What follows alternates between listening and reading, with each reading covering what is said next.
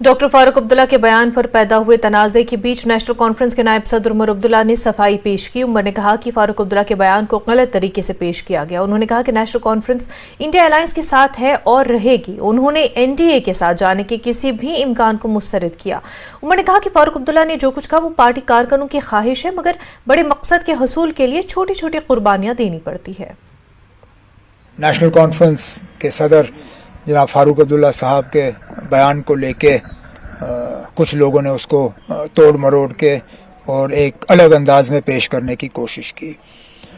ये तासुर दिया जा रहा है कि हम इंडिया अलायंस को छोड़ रहे हैं या कमज़ोर कर रहे हैं। उसके साथ साथ ये तासुर भी देने की कोशिश की कि हम एनडीए के साथ अब एक रिश्ता बनाने की तैयारी कर रहे हैं।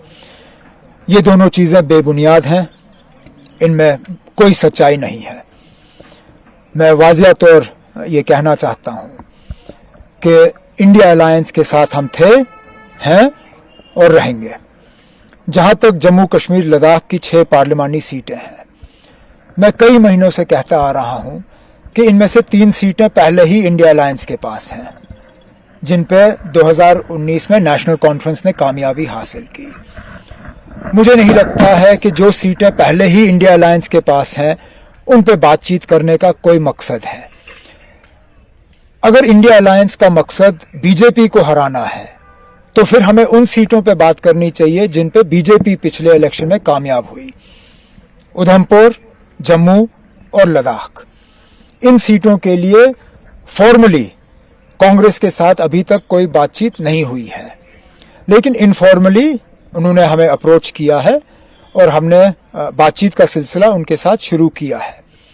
अब नेशनल कॉन्फ्रेंस के सदर जनाब फारूक अब्दुल्ला साहब ने आज जो बात की, वो हमारे काडर ने जो वक्तन फवक्तन इन तक बात पहुंचाई, वही बात आपके सामने रखी।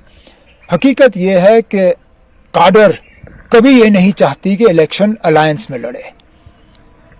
ये कोई छुपी बात नहीं है।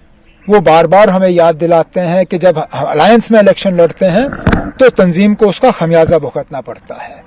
लेकिन हकीकत यह है कि बड़े मकसद को हासिल करने के लिए कभी कभार छोटी कुर्बानी जो है वो देनी पड़ती है।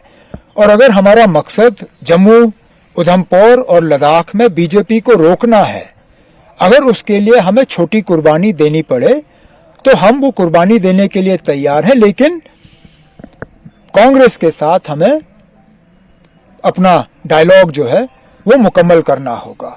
जहां तक एनडीए के साथ जाने का सवाल है, मैं ये बात दोहराना चाहता हूं कि इसकी कोई गुंजाइश नहीं है।